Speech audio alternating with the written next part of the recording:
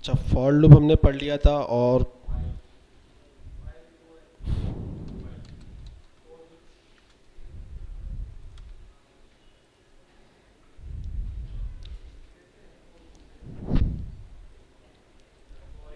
सबको नज़र आ रहा है ना?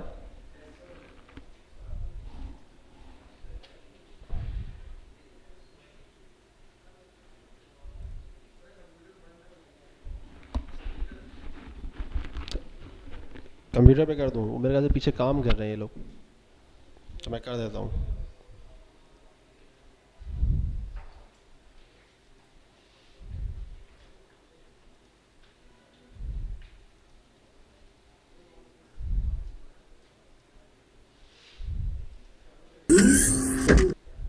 आ रहा है सबको?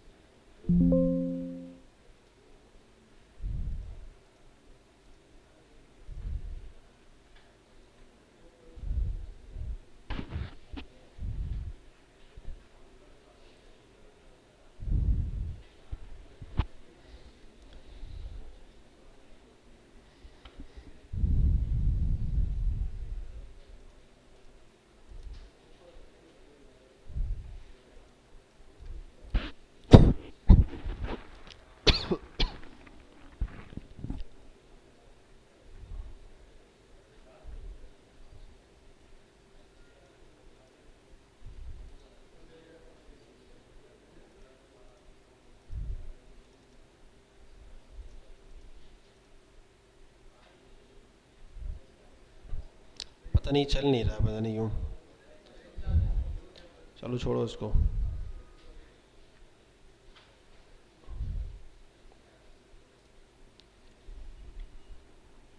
अच्छा, हम लोगों ने दो फॉर लूप देखा था हम लोगों ने, एक उसके बाद वाइल लूप देख लिया था, और डू वाइल लूप देख लिए थे। ये तीन लूप हो चुके थे। सही है, ये नॉर्मली ऑल लैंग्वेजेस के अंदर कॉमन लूप है। ठीक है। अच्छा, अब जावा स्क्रिप्ट के अंदर हमारे पास दो एक्स्ट्रा लूप होते हैं, एक फॉर इन और फॉर ऑफ लूप। ठीक है, नहीं फॉर ईच नहीं, फॉर इन लूप है और फॉर ऑफ लूप है। ठीक है, इसी को कॉपी करके मैं दिखा देता हूँ। सही है, एग्जाम्पल। अच्छा, ये हमारे पास क्या है, एक ऑब्जेक्ट बना हुआ है। ठीक है, सबको पता ही है ना इतना तो। ठीक है,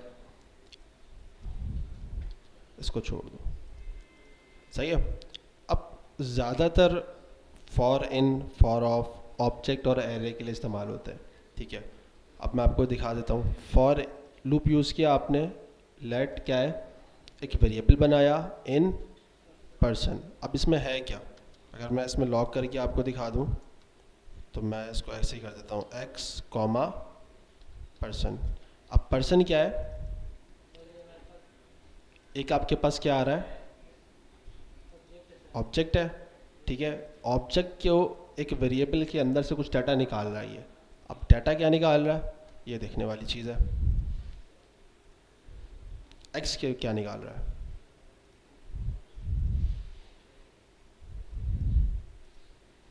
सही है, क्या निकाल रहा है एक्स, नज़र आ रहा है सबको? एक्स क्या निकाला है उसने, की। असल चीज़ समझने वाली है, क्या निकाला है, की। ठीक है, ये जो x है ये इसने निकाला क्या है कि पर्सन, तो आपके पास पूरा ये ऑब्जेक्ट आ रहा है ना, ये अगर मैं इसको हटा देता हूँ तो ये एक ऐसा है, और अगर मैं इसको डायरेक्ट हटा दूँ आपके पास तो ये आपके पास क्या आएगा, की। ठीक है, तो जो फॉर इन लूप है आपके पास वो किस लिए इस्तेमाल हो रहा है, की निकालने के लिए। चलो अगर अब मैं एक काम करता हूँ,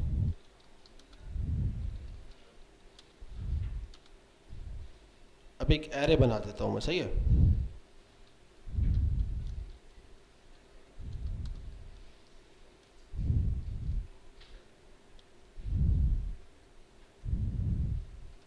कुछ भी लिख देते हैं, इसको बंद कर देते हैं। अब सेम वही फॉरेन लूप यूज़ कर रहा हूँ मैं, ठीक है, और यहाँ पे एक्स कर रहा हूँ, तो यहाँ पे कुछ आएगा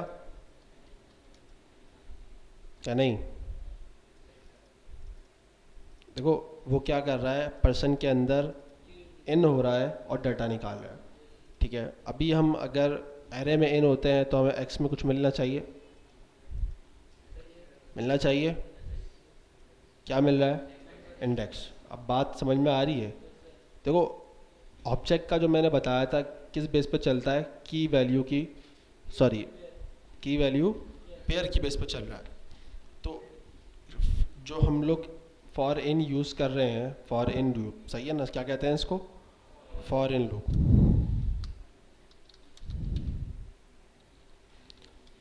सही है। अब ये हमें यूज़ कब करना है, ये मैंने आपको अपने हिसाब से आपको देखना पड़ेगा कि भाई आपको कब कीज़ निकालनी है और उसकी बेस पे डाटा सेट करना है, एक्स वाई जेड कुछ भी करना है आपको, सही है। अच्छा, अब हमने यहाँ पे पर्सन एक और बनाया जिसको हमने बनाया क्या है, एरे। एरे के अंदर से हम कुछ निकाल रहे हैं।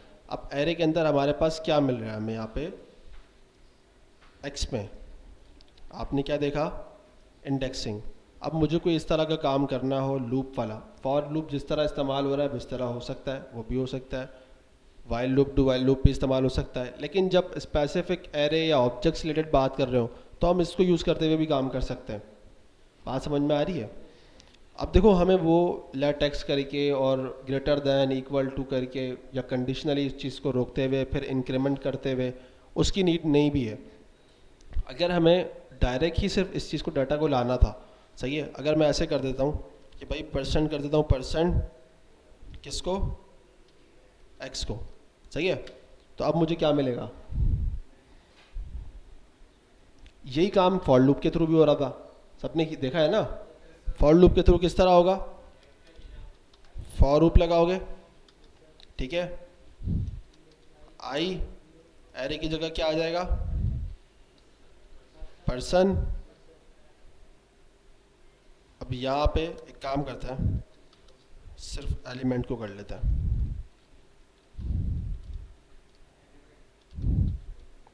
सही है, सही किया ना मैंने या गलत किया है। अब देखो वही सेम चीज़ हो रही है ना, बस कोई डिफरेंस है नहीं है। डिफरेंस क्या है, सिर्फ सिंटेक्स का लिखने का तरीका। अब इसका यूज़ केस मैंने आपको बता दिया, नॉर्मली कब इस्तेमाल हो रहा है, एरे ऑफ ऑब्जेक्ट के लिए या एरे के लिए, ये दो यूज़ केस हैं इसके नॉर्मली। ये वाली चीज़ सिर्फ हमारे पास स्पेसिफिक किसी चीज़ के लिए नहीं है ना, ना हम इसको एरे के लिए यूज़ कर सकते हैं ना ऑब्जेक्ट के लिए। इसको तो हम चाहे एक लेंथ की बेस पे भी काम कर सकते हैं, है ना, स्ट्रिंग की, मतलब बेस स्ट्रिंग की बात कर रहा हूँ। और हम लोगों ने इससे टेबल भी प्रिंट किया, मतलब एक्स वाई जेड बहुत कुछ चीज़ें करी है इस फॉर लूप के थ्रू।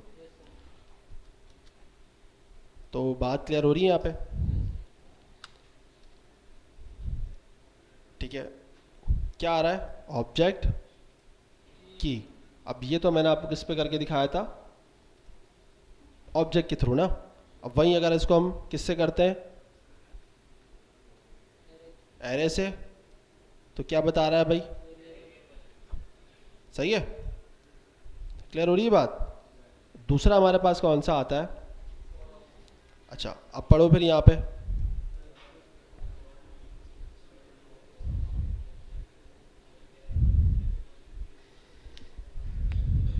क्या समझ में आ रहा है। क्या लिखा हुआ है, ये भी पढ़ लो।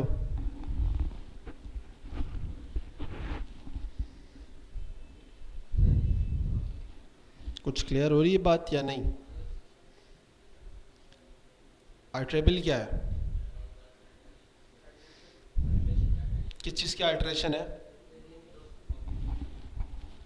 वेरिएबल की है, मतलब जो भी वैल्यू आप उसमें से निकाल रहे हो।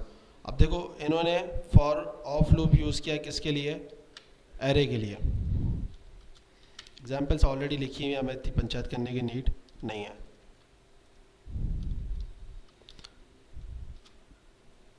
कार्स में अगर हम जाएंगे तो हमें क्या मिलेगा? सही है भाई। अब देखो ये 3 बार चल रहा है, क्यों? मुझे यहाँ लेंथ लगाने की नीड ही नहीं है।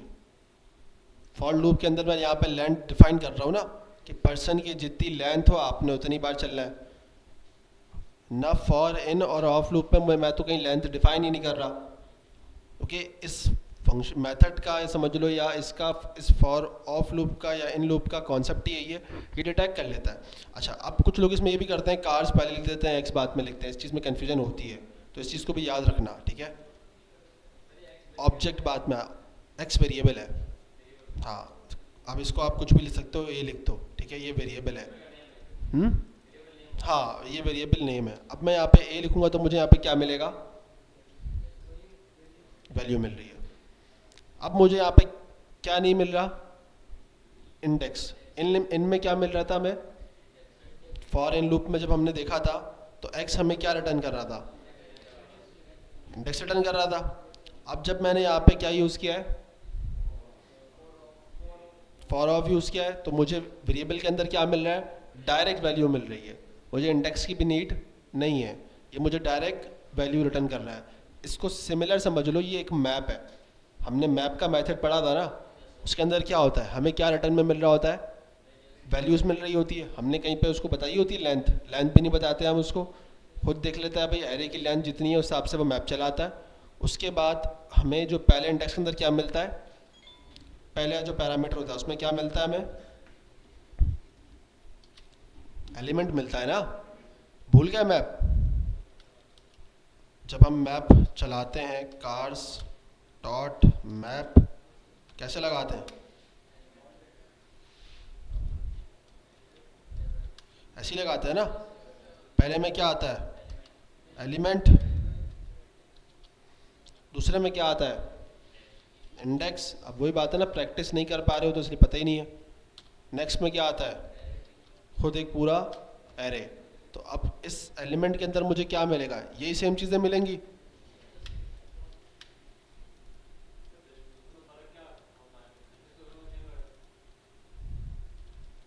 एक मिनट,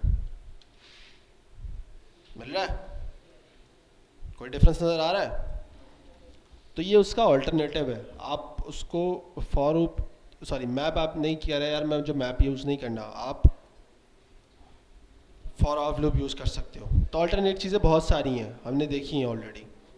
इफ़ का ऑल्टरनेट हमने देखा, टर्नरी ऑपरेटर्स, उसके अलावा हमने स्विच केस भी देखा इफ एल्स के अंदर। तो अब कोई मुझसे पूछे भाई ये चीज़ें कब इस्तेमाल करनी है, फिर वही वाली बात मैं कहूँगा कि ये आपके ऊपर डिपेंड है। आपको लगता है स्विच केस अच्छा है, स्विच केस यूज़ कर लो। आपको लग रहा है टर्नरी ऑपरेटर ये अच्छा है, तो आप उसको यूज़ कर लो। डिपेंड किस पे कर रहा है ये, वही वाली बात है। टूल्स बहुत सारे होते हैं, सेम टूल भी जी। ये नहीं नहीं नहीं नहीं, ये एक आपको यहाँ पे आंसर दे रहा है ना। ये फॉर तो कोई रिटर्न एरे चीज़ कर ही नहीं रहा है, ये तो हमें इसके अंदर कोई चीज़ परफॉर्म करनी है हम वो कर रहे हैं। ये जो लॉग हो रहा है ये भी इसके अंदर हो रहा है। अभी जो रिटर्न वाली बात पे नहीं गया मैं। नहीं नहीं नहीं नहीं, ये रिटर्न वाली कोई चीज़ एरे नहीं करता। ये एक ब्लॉक ऑफ कोड अलग है, ये अलग है, डिफरेंस है। ऐसा नहीं कहूँगा मैं सेम है, लेकिन काम करने का तरीका और भी है हमारे पास। फॉर ईच जैसा ही है, फॉर ईच समझ लो आप, ठीक है, सही है।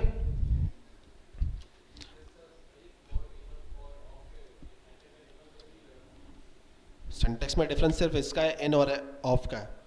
इन यहाँ पे आ रहा है और यहाँ पे ऑफ आ रहा है, बस ये डिफरेंस है, कुछ भी नहीं है। अब मैं एक काम करता हूँ, यहाँ पे पर्सन मैंने क्या रखा है? ऑब्जेक्ट। तो क्या मुझे फॉर ऑफ लूप ऑब्जेक्ट में यूज़ हो सकता है? हो सकता है? पक्का?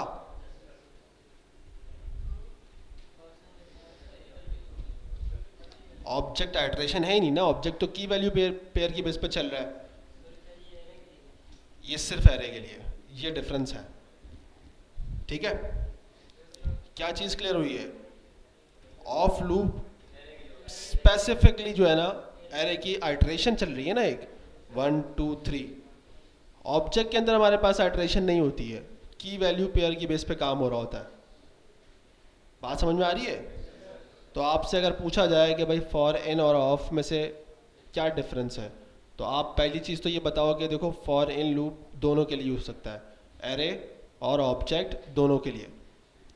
अच्छा, वो बोले ठीक है, अगर मैं उसको ऑब्जेक्ट के लिए यूज़ करूँ तो मुझे वेरिएबल के अंदर क्या रिटर्न होगा? तो आप क्या बताओगे? कीज़ रिटर्न होगी। सही है। और अगर एरे के लिए यूज़ करूँगा तो इंडेक्सिंग या इंडेक्स की जो वैल्यू सॉरी इंडेक्स यूज़ होगा। अच्छा, फिर वो पूछेगा ऑफ क्या मैं ऑब्जेक्ट के लिए यूज़ कर सकता हूँ? आपका आंसर होगा नहीं। क्यों? चूँकि वो आइट्रेबल नहीं है, वो एक कॉन्सेप्ट ही की वैल्यू पेयर की बेस पर चल रहा है। वो बोले अच्छा मैं एरे ऑफ ऑब्जेक्ट रख लूँ, तो आप क्या बोलोगे? हाँ, एरे ऑफ ऑब्जेक्ट पे हो सकता है। चूँकि अगर मैं इसको ऐसे कर दूँ तो अब ये एरे ऑफ ऑब्जेक्ट है, तो इसमें तो मुझे इंडेक्सिंग मिल जाएगी ना। देख लेते हैं इसको। आ गया? क्लियर हो गई बात? जी।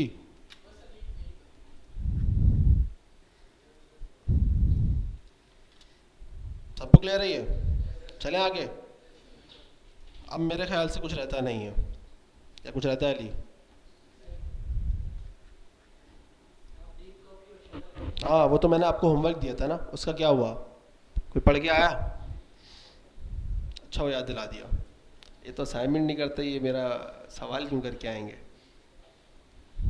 ये दोबारा होमवर्क है, नेक्स्ट क्लास का है, और उस दिन मैं पूछूंगा, मुझे याद दिलाना, तुम ही याद दिलाओगे, और तुम ही पढ़ के आना, फिर तुमसे भी ऐसा ना हो मैं खड़ा कर लूँ। जिस लिखे ने उनसे थोड़ी कुछ होता है, ये जो रिटर्न होता है ना, ये सिर्फ थोड़ा सा याद कर लेता है मेरे हिसाब से, कोई इसको खोल के दोबारा देखता भी नहीं होगा। ठीक है, लेकिन ये होता है जब बंदा लिख रहा होता है ना, तो उसको कुछ ना कुछ याद रह जाता है कि यार मैंने ये चीज़ लिखी थी, तो ये मतलब जैसे मैंने एक इंटरव्यू क्वेश्चन बता दिया आपको कि वार और लेट में क्या डिफरेंस है, तो आपने उसको रिटर्न में लिख लिया पॉइंट्स को, तो वो आपको याद रह जाएगा। सही है, वरना अदरवाइज लिखने से ज़्यादा कोई फ़र्क नहीं पड़ेगा। ठीक है, आपकी याद दहानी के लिए बस मैं कहता हूँ कि लिख लो। अब ऐसा ना हो ना, इंटरव्यू वाला आपसे पूछ रहा हो, आप सोच रहे हो यार क्या लिखा था, मैंने क्या लिखा था, ऐसा थोड़ी करना है, रट्टा थोड़ी मार के जाना है, समझ के आना है।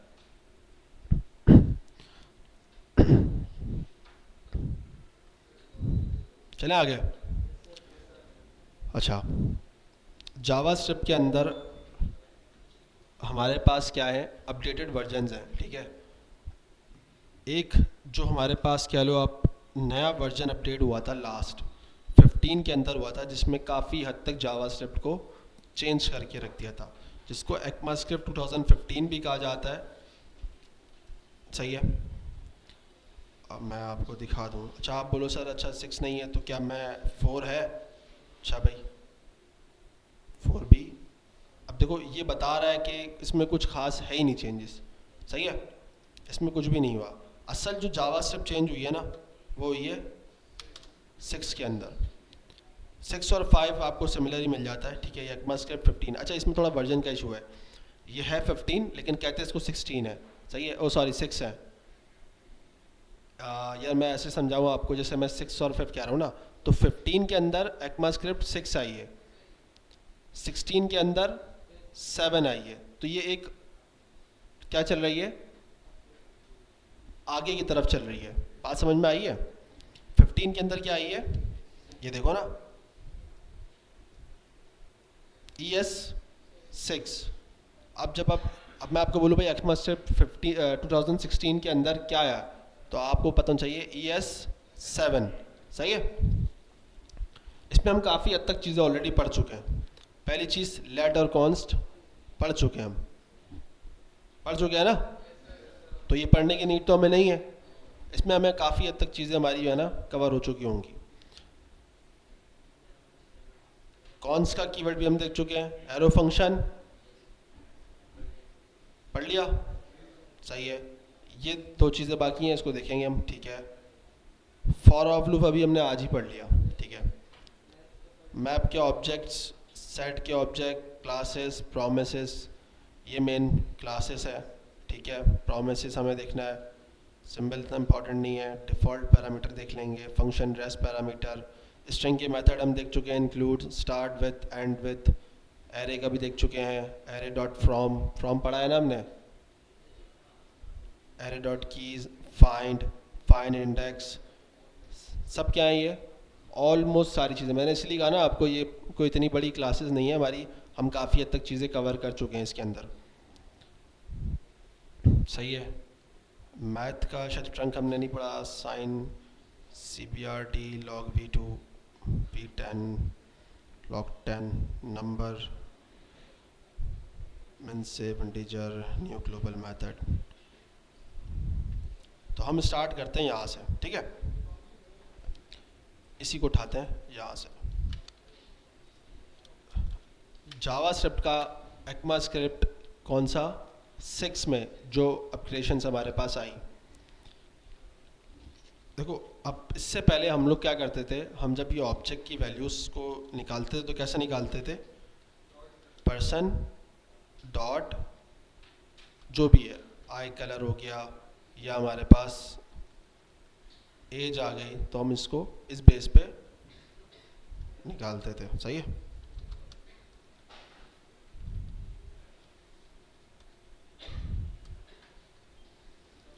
तो हमें यहाँ पे क्या रिटर्न मिलता था, उसकी वैल्यू। अच्छा, ये कॉन्सेप्ट रिएक्ट का बहुत इंपॉर्टेंट कॉन्सेप्ट है, लोगों को रिएक्ट पे जाने के बाद भी समझ में नहीं आता, ठीक है। तो इसको बड़ा गौर से समझना। इसको हम कहते हैं ऑब्जेक्ट डीस्ट्रक्चरिंग। क्या कहते हैं, ऑब्जेक्ट डीस्ट्रक्चरिंग, ठीक है।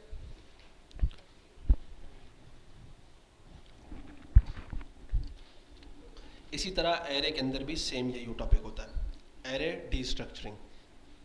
डीस्ट्रक्चर का मतलब क्या होता है,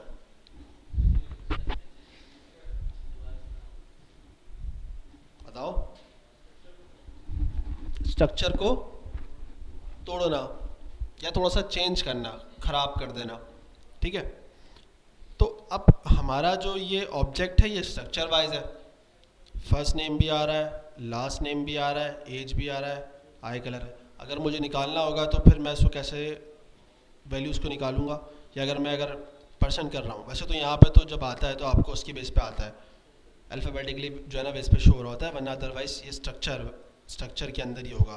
फर्स्ट नेम पहले आएगा, लास्ट नेम, फिर एज, और ये पूरा एक क्या है, स्ट्रक्चर्ड फॉर्मेट के अंदर है। डीस्ट्रक्चरिंग का कॉन्सेप्ट ये करता है, वो क्या करता है कि मुझे पर्सन डॉट करने की नीड नहीं है, मैं उसमें से डाटा निकाल लूँ। क्या कर लूँ, निकाल लूँ। अच्छा कैसे भाई, मैं सिर्फ चाह रहा हूँ मुझे पर्सन के अंदर सिर्फ मुझे क्या चाहिए, एज, मुझे बाकी चीज़ों से कोई गर्ज नहीं है। क्या चाहिए, एज। अगर मुझे एज यूज़ करनी होगी तो मैं डायरेक्ट ऐसे यूज़ करूँगा, डॉट एज, सही है। ये तरीका बुरा नहीं है, चलता है, यूज़ किया जाता है। लेकिन अगर मुझे सिर्फ एज दिखाना था, मैं नहीं चाह रहा पर्सन डॉट एज, अब ये भी ज़रूरी नहीं है ना, अगर मेरे पास यहाँ पे एक और इसको ऐसे कर लेते हैं हम,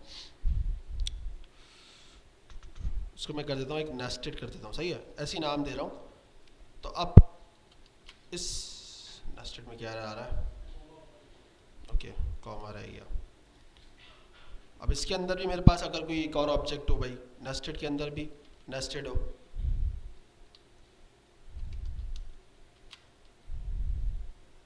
सही है, होता है ना ये भी। अब इसके अंदर मेरे पास कोई की वैल्यू हो जाए,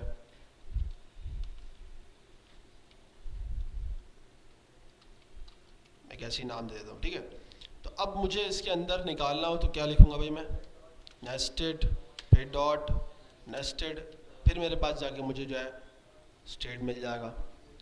अब ये एक बहुत ही ना लेंथी प्रोसेस है। अब मैंने आपको अगर वो दिखाया था ई कॉमर्स वाला, तब उसके अंदर क्या होता है कि अगर मेरे पास डाटा आ रहा है तो भाई नाम होगा शॉप का, सही है, कौन सी प्रोडक्ट है, फिर उसकी कौन सी प्रोडक्ट है, कौन सी कैटेगरी है, ये पूरा नेस्टेड चलता आ रहा है। मैं चाह रहा हूँ कि भाई ऐसा गेम ना हो, मुझे जो चीज़ चाहिए वो सिर्फ डायरेक्ट मिल जाए मुझे। तो उससे कौन सा ऑब्जेक्ट डिस्ट्रक्चरिंग का जो कॉन्सेप्ट है वो कहता है आप डायरेक्ट ही वैल्यू को निकाल सकते हैं। अभी मैं सिर्फ दिखाऊंगा एक वैल्यू को, फिर नेस्टेड का बताऊंगा इसको कैसे निकालते हैं, सही है। आपने करना क्या है, एक वेरिएबल बनाना है, ठीक है। वेरिएबल कैसे बनाना है, आपने बेसिकली वेरिएबल के अंदर से ही डाटा निकालना है। बात समझ में आ रही है। हम लोग पहले कैसे लिखते थे, जैसे समझ लो मैंने एक बना दिया ये एक %2, सही है, और अगर मैं उसको ऐसे % कर दूं तो इसमें कोई हर्ज नहीं है, मतलब %2 के अंदर वही डाटा मिलेगा मुझे जो इसके अंदर मिल रहा है ना। डिस्ट्रक्चरिंग का कॉन्सेप्ट सेम है, बस आपने इसको नहीं लिखना, इसकी जगह आपने क्या लिखना है, ऑब्जेक्ट, ठीक है। मतलब आप उस वेरिएबल को खोल रहे हो और उसके अंदर से डाटा ऐसे करके निकालोगे, सही है। अब इसके अंदर डाटा क्या निकालना है, मुझे एज निकालना है, तो मैं लिखूंगा एज, मेरे पास आ रहा है, मुझे खुद ही इसने बता दिया कि भाई आपको क्या चाहिए, एज। अच्छा भाई बस एज चाहिए, बिल्कुल भाई एज चाहिए, मैं डायरेक्ट यहाँ पे एज लिख दूंगा, मुझे एज मिल गई। बात समझ में आई है। मुझे पूरा %.age लिखने की नीड नहीं पड़ी है, मुझे सिर्फ जो चीज़ चाहिए मैंने सिर्फ वो डिस्ट्रक्चर करी है, सब कुछ नहीं चाहिए मुझे। ये सारी चीज़ें आपको नज़र आएंगी कहाँ पे, रिएक्ट के अंदर सबसे ज़्यादा इस्तेमाल होती हुई। किस तरह इस्तेमाल होंगी, अगर मैं मैप यूज़ कर रहा हूँ मिसाल के तौर पे, और मेरे पास था कार्स का ऑब्जेक्ट का डाटा था, अब मुझे इसमें पूरे कार्स का डाटा नहीं चाहिए, सही है, तो मैं यहाँ से डाटा क्या कर सकता हूँ, डिस्ट्रक्चर कर सकता हूँ। मैं इसको भी बताता हूँ यहाँ पे कैसा होता है, ठीक है। ये थोड़ा एडवांस टेक्निक है लेकिन इसको भी समझाता हूँ मैं। क्या निकालना था मुझे, एज निकाल ली। अब मैं निकालता हूँ भाई नेस्टेड। अब मैं नेस्टेड निकालूंगा तो मुझे यहाँ पे कैसे दिखेगा, नेस्टेड दिख रहा है। नेस्टेड के अंदर क्या है, स्टेट है और फिर उसकी वैल्यू आ रही है, सही है। अब मुझे अगर निकालना होगा तो मैं डायरेक्ट नेस्टेड डॉट नेस्टेड भी कर सकता हूँ, डॉट स्टेट भी कर दूंगा तो भी मुझे मिल जाएगा। इसको भी डिस्ट्रक्चर कर सकते हैं, सही है। कैसे करेंगे, या तो मैं इसको एक अलग वेरिएबल बना लूँ और नेस्टेड यहाँ लिख दूँ। अब मुझे यहाँ क्या निकालना है,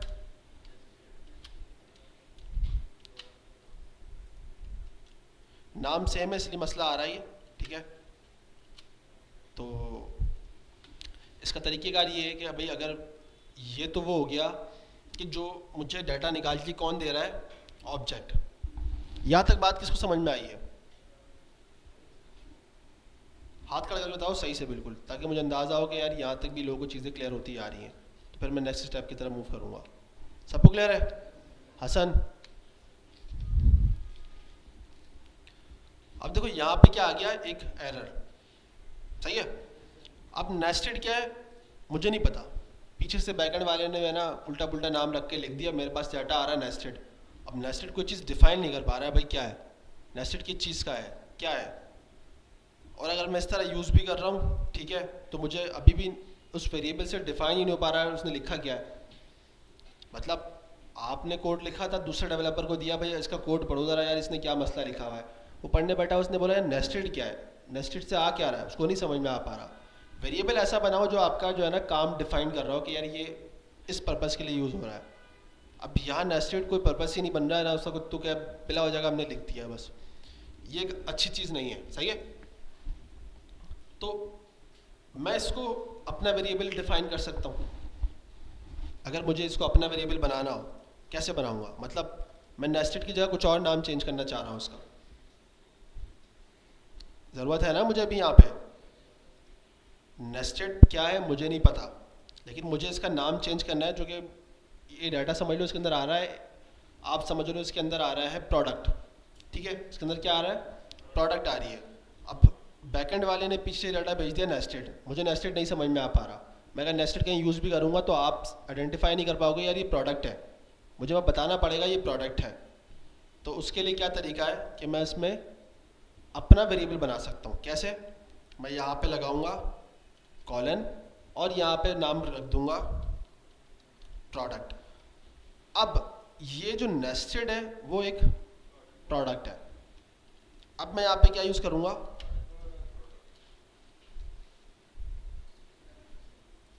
बात समझ में आई है? नाम चेंज कर दिया मैंने। डिस्ट्रक्चरिंग का एक बेनिफिट ये भी है।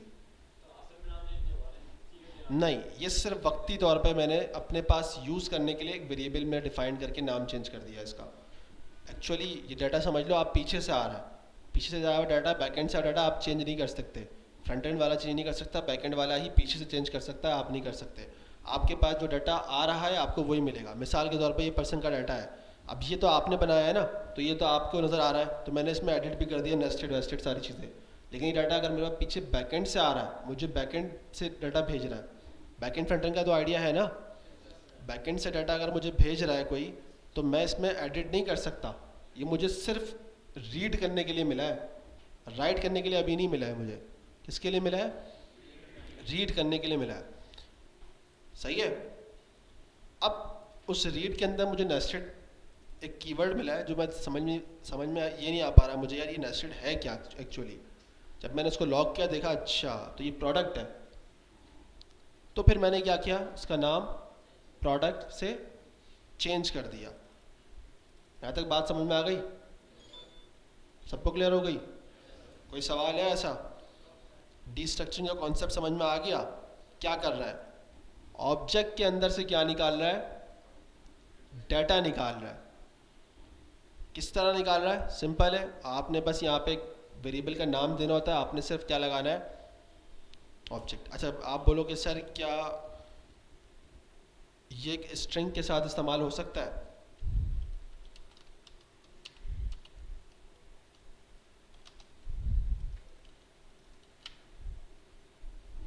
हो सकता है। आप बोलोगे यार सर ये मुझे समझ में नहीं आ रहा कि अगर मैं यहाँ से एज को यहाँ पे करता हूँ तो क्या मुझे मिलेगा?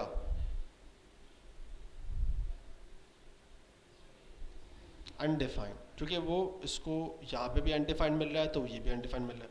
अभी थोड़ी देर के लिए इसको बंद कर देता हूँ मैं, क्योंकि ये कुछ है ही नहीं। स्ट्रिंग के अंदर से वो क्या फाड़ के निकाल रहा है, कुछ है ही नहीं डाटा। यहाँ मेरे पास जो ऑप्शन है निकालने का वो क्या है, डिस्ट्रक्चरिंग का कॉन्सेप्ट सिर्फ दो चीज़ों के लिए इस्तेमाल होता है, एरे, ऑब्जेक्ट। मेरे पास अभी मैंने यहाँ पे क्या पास किया हुआ है, स्ट्रिंग। स्ट्रिंग के अंदर से मैं कुछ नहीं निकाल सकता क्योंकि वो तो मेरे सामने रखा हुआ है ना डाटा। तो मुझे अगर यहाँ पे निकालना होगा तो क्या पास करना पड़ेगा, ऑब्जेक्ट ही यूज़ करना पड़ेगा। ठीक है, एक तरीका मैंने आपको ये बता दिया। दूसरा मैंने आपको बता दिया कि अगर आप चाह रहे हो भाई नेस्टेड से नेस्टेड निकालना है डाटा, तो आप ये भी कर सकते हो कि आप नेस्टेड को लेके उसका भी जो है डिस्ट्रक्चर निकालो। अब यहाँ पे मुझे सिर्फ डाटा वो नज़र आ रहा है जो मुझे चाहिए था। मुझे नहीं चाहिए था इसका आई colour, last name, first name, तो मुझे ज़रूरत ही नहीं है। अगर मुझे नीड होगी तो मैं तब वो भी निकाल लूँगा। मैं यहाँ पे कॉमा लगाऊंगा, first name comma last name, सब मिल रहा है मुझे। लेकिन मैं भी मुझे सिर्फ एक वेरिएबल यूज़ करना था ना उसका, मुझे सबकी नीड ही नहीं थी। बात समझ में आ रही है? सबको आ रही है?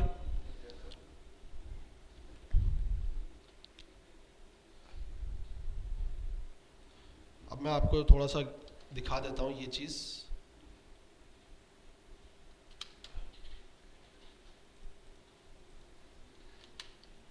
रिएक्ट के अंदर, ताकि आपको भी अंदाज़ा हो जाए कि ये चीज़ कितनी इंपॉर्टेंट है। तो इसकी प्रैक्टिस करनी है सही से। ठीक है,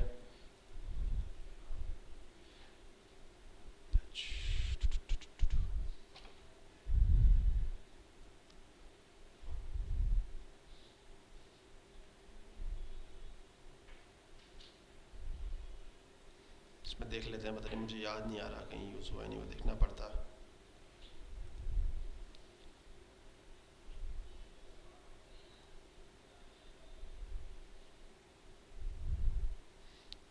अभी इस चीज़ को भी देखना है, इसको भी हम देखेंगे। ये एरे डिस्ट्रक्चरिंग है, इसका क्या कॉन्सेप्ट है इसको देखते हैं। ठीक है,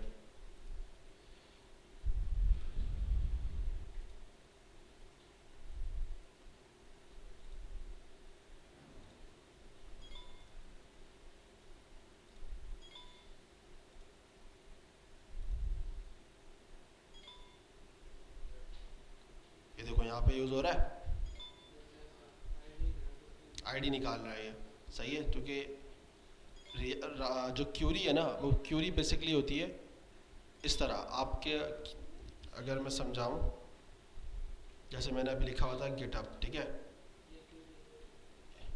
अब ये github.com है, ये आपका नॉर्मल यूआरएल है, सही है। तो क्यूरी क्या होती है कि मैंने यहाँ लगाता हूँ क्वेश्चन मार्क और मैं लिख दूँ टोकन, और मैं यहाँ पे कुछ भी डाटा पास करने की भेज रहा हूँ, तो जो वो आईडी निकाल रहा था वो इस तरह आ रही थी, समझ लो।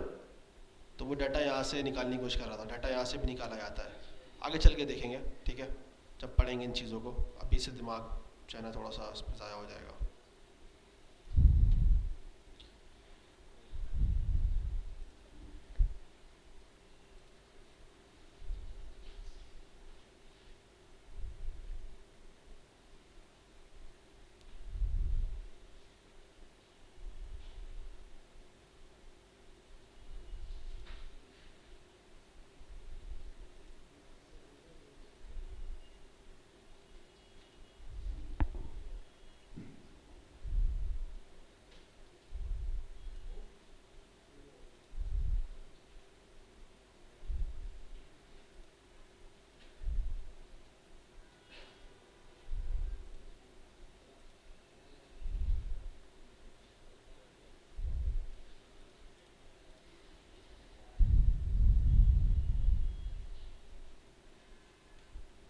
पता नहीं, ढूंढना पड़ेगा बहुत। चलो नेक्स्ट क्लास में मैं आपको जो है ना ला के दिखा दूंगा इस चीज़ के बारे में, ठीक है। तो इसको हम क्या कहते हैं, इस कॉन्सेप्ट को ऑब्जेक्ट डीस्ट्रक्चरिंग, ठीक है। क्यों करना है ये सवाल यहाँ पे पूरा आपको, यहाँ पे देखो ये भी इस तरह कर रहे हैं, मैंने कॉन्स्ट लिखा है, यहाँ पे लेट लिखा हुआ है।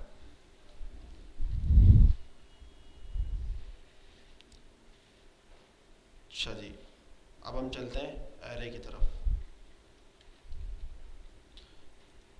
ज़्यादा कोई डिफरेंस नहीं है, ठीक है।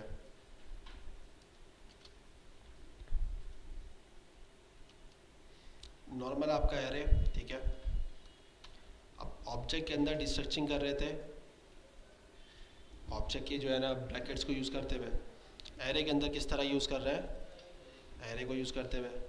अच्छा, अगर मैं इसको सिर्फ इतना डिफाइन कर देता हूँ, ठीक है, वही वाली बात है कि अगर मैं इसको हटा देता हूँ तो ये कुछ इस तरह है, नॉर्मल है ना।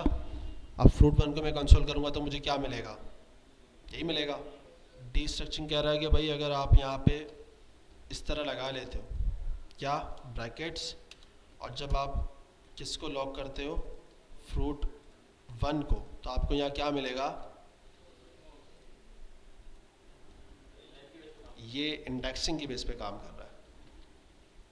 फ्रूट वन पहला इंडेक्स हो गया, अच्छा जी। फ्रूट टू में जाऊंगा तो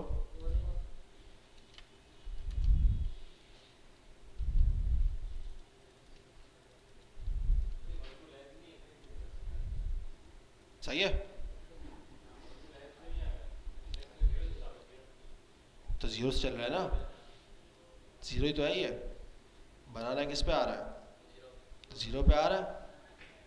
ऑरेंज किस पे आ रहा है, अब देखो मुझे अगर ये चीज़ निकालनी हो तो मुझे किस तरह करना पड़ता था, फ्रूट्स को लिखना पड़ेगा, सही है। क्या लगाऊंगा आगे, ज़ीरो या वन, यही करना पड़ रहा है ना। तो ये क्या है, ये तरीका सही है, सही है, कोई मसला नहीं है। मसला इस चीज़ में नहीं है, मसला ये है कि वो रीडेबल नहीं हो पा रहा, वो डाटा क्या आप निकाल रहे हो आप। अब यहाँ पे मैं इसको निकाल रहा हूँ भाई, फ्रूट मुझे निकालना है, सही है, स्पेलिंग मिस्टेक है लेकिन चलो सही है।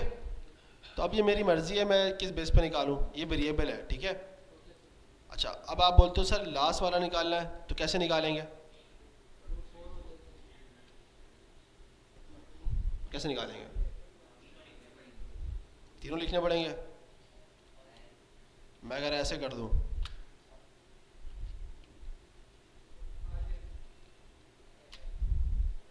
आ जाएगा, 5 हो गए।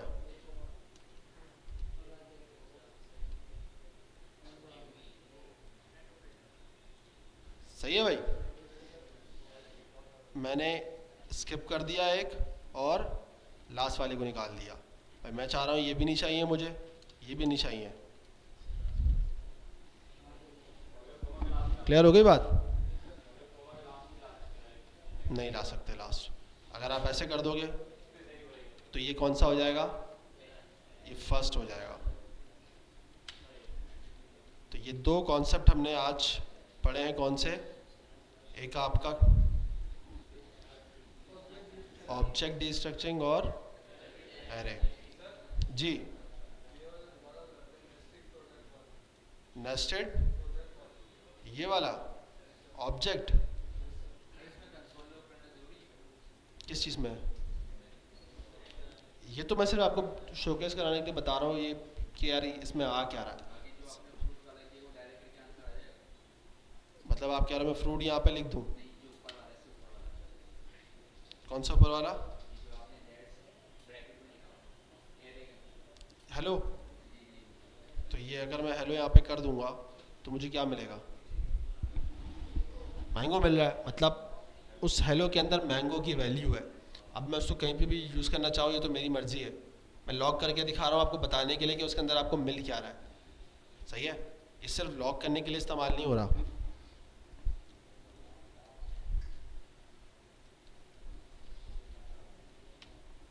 अच्छा, दोबारा मैं समझा देता हूँ इसको, ठीक है, और फिर इसको एंड करते हैं फटाफट। पर्सन हमारे पास एक ऑब्जेक्ट है, ठीक है।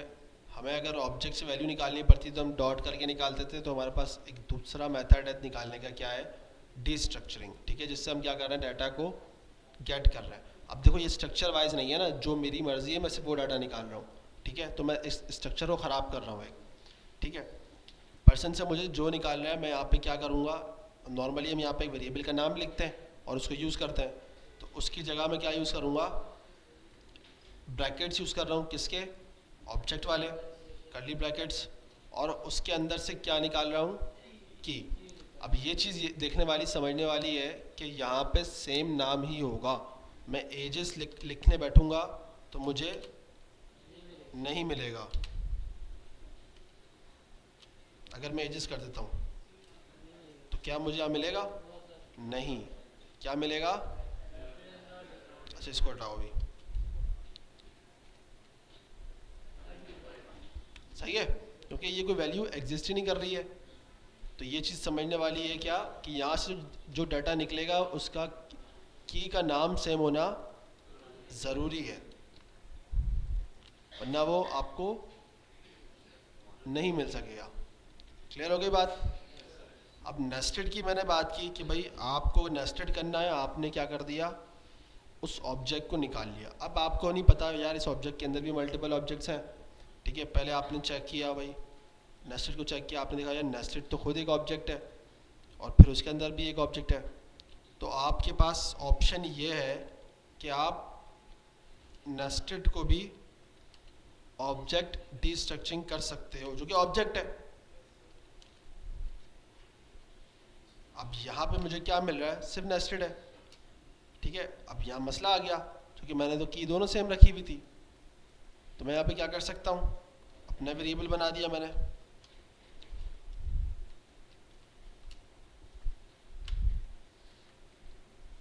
अब आप बोलते हो नहीं यार मुझे इसको भी डिस्ट्रक्चर करना है, इसको भी कर सकते हो भाई, क्योंकि इसके अंदर भी एक क्या है, ऑब्जेक्ट है।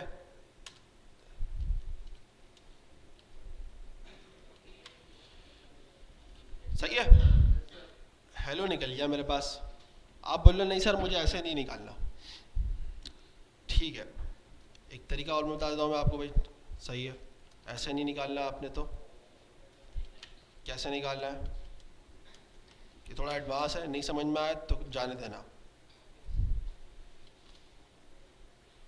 आप नेस्टेड के अंदर ही यहाँ पे लगा दो ऑब्जेक्ट, इसके अंदर नेस्टेड है। आप बोल लो नहीं मुझे ये भी नहीं चाहिए, मुझे इसके अंदर भी नेस्टेड चाहिए।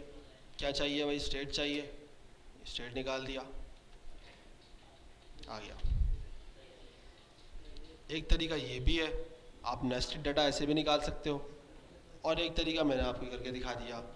कोड आपके पास मिल जाएगा, दोनों बैठ के देखना समझना आसान है, कुछ भी नहीं है, बस थोड़ा सा तरीका वो एडवांस है। ठीक है, सबको क्लियर हो गया ये?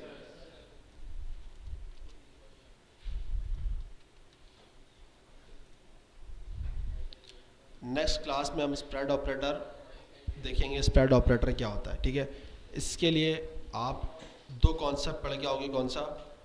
डीप कॉपी और शैलो कॉपी वाला, जो मैंने आपको पहले बता दिया था। ठीक है, और वो मैं यहाँ पे खड़े होकर मैंने बताया था क्लास में पूछूंगा, नेक्स्ट क्लास के अंदर।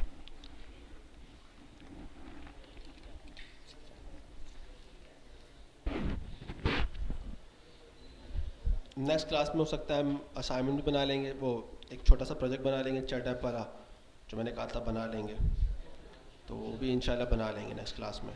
ठीक है, फॉर ऑफ लूप हमारा ऑलरेडी हो चुका है। ठीक है, जावास्क्रिप्ट का मैप का मेथड है, इसको भी देख लेंगे हम। ठीक है, सेट वाला भी देख सकते हैं, तो अदरवाइज़ नीड इतनी खास है नहीं इसकी। चलो, क्लासेस वाला मैं ऑलरेडी समझा चुका हूँ, बस इसका एक छोटा सा ओवरव्यू दूंगा। ठीक है, प्रोमिसेस ये बहुत इंपॉर्टेंट और मेन टॉपिक है आपका। एक्चुअली एडवांस जावास्क्रिप्ट का जो कॉन्सेप्ट है वो यही है। ठीक है, प्रोमिसेस है क्या, इंटरव्यू का पूरा क्वेश्चन इस पर आता है, और 100% क्वेश्चन होगा, इससे लिख के रख लेना। सही है, प्रोमिसेस से रिलेटेड तो ये आपका रिमेनिंग है। सिंबल टाइप वगैरह इतना ख़ास इंपॉर्टेंट है नहीं। रेस्ट पैरामीटर ये भी देखेंगे हम। स्ट्रिंग के मेथड्स देख चुके हैं, एरे के मेथड्स हम देख चुके हैं। ये नॉर्मली मेथड्स हैं। इसके बाद फिर एक्मा स्क्रिप्ट 7 की तरफ जाएंगे, 8 देखेंगे, 9 10 11 12 13 14 15 16। सही है, तो वो ज़्यादा इतने डेप्थ में है नहीं, उनमें छोटी छोटी चेंजेस हैं, बस वो एक छोटी चेंजेस देखनी होगी हमें बस। सही है, अल्लाह हाफ़िज़।